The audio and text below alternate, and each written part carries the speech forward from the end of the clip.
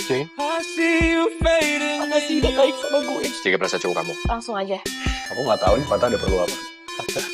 Ma, tas mama ketinggalan.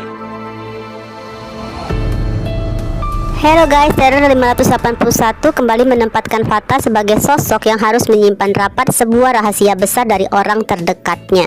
Padahal baru aja Fata bernapas lega setelah menyelesaikan misinya, membuat Blade sedikit tersadar dan menerima semua masukan dengan hati dan pikiran yang jauh lebih terbuka. Nggak ada bantahan, nggak ada amarah. Justru Blade terlihat mulai menyesali sikap keras kepalanya selama ini. Kemudian Fata merasa udah waktu yang tepat ya untuk mengakhiri kencan mereka di malam itu. Namun sebelum pergi, Fata sengaja nih ngasih isyarat agar Blade nggak lupa untuk terus tersenyum, karena menurutnya sosok Jane jauh lebih menyenangkan daripada sebagai Blade yang biasanya dingin dengan aura yang kejam tanpa senyuman dan penuh beban yang mengganjal. Siapa sangka ya guys, saat Fata masuk ke dalam mobilnya dan perlahan melaju pergi, tiba-tiba Blade berlari mengejarnya sambil manggil nama Fata dengan jeritan yang menyayat seolah nggak ingin ditinggalkan.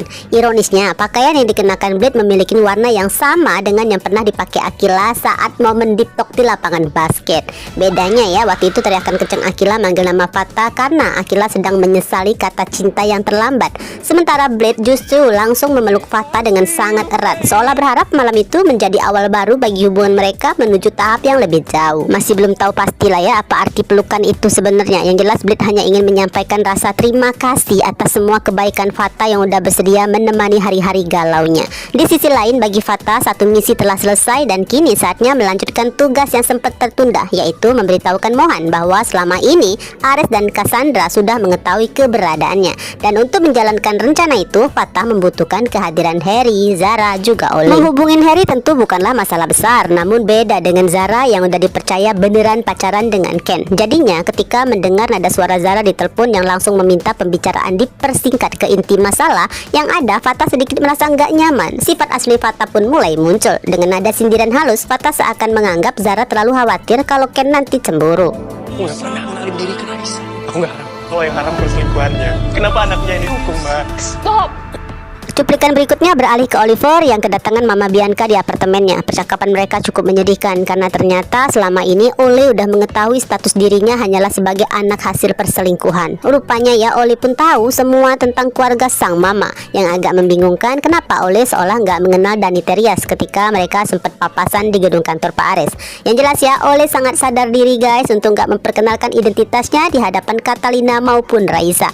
Juga Oli pun nggak pernah memberitahukan siapapun kalau Bianca adalah mama kandungnya. Hanya aja kali ini Oli mempertanyakan sampai kapan sih dirinya harus hidup seperti sebuah rahasia atau aib yang terus disembunyikan. Pastinya kan takdir hidup yang dijalani Oli sangat banyaklah terjadi di dunia nyata. Seakan alurnya sedang menyuarakan kesedihan para anak-anak yang gak bisa memilih kelahirannya dan disebut dengan kejam sebagai anak haram atas perbuatan haram kedua orang tuanya. Pada akhirnya percakapan itu harus berhenti begitu aja karena Bianca udah terlalu sedih untuk melanjutkan, atau mungkin tepatnya karena Bianca nggak mau dosa masa lalunya kembali disalahkan. Saking buru-burunya Bianca sampai meninggalkan tasnya. Padahal kan tas adalah salah satu benda yang paling penting bagi seorang wanita. Dan tepat di saat yang sama, Fata datang tanpa pemberitahuan. Mungkin ya sejak tadi Fata udah berusaha menghubungi Oli via telepon, namun nggak juga mendapatkan jawaban. Jelas menjadi kejutan besar Fata melihat Bianca, mama dari Raisa, keluar dari apartemen Oli. Dua-duanya sama-sama kaget, terutama Bianca yang menyimpan aib memalukan. Namun seperti orang bilang, sepandai-pandai nyimpan bangkai, suatu saat baunya bakalan kecium keluar. Sesaat kemudian Oli ikut keluar dan langsung memanggil Bianca dengan memanggilnya mama. Pastinya saat itu semua potongan teka-teki mulai tersusun di kepala Fata bahwa alasan mengapa selama ini Oli hampir nggak pernah membahas keluarganya, terutama tentang sosok mamanya. Hanya aja Fata sama sekali nggak menyangka bahwa di balik semua itu tersimpan rahasia yang begitu kelam dan cukup menyakitkan. Sedangkan bagi Bianca udah pasti malam itu adalah suatu masalah baru.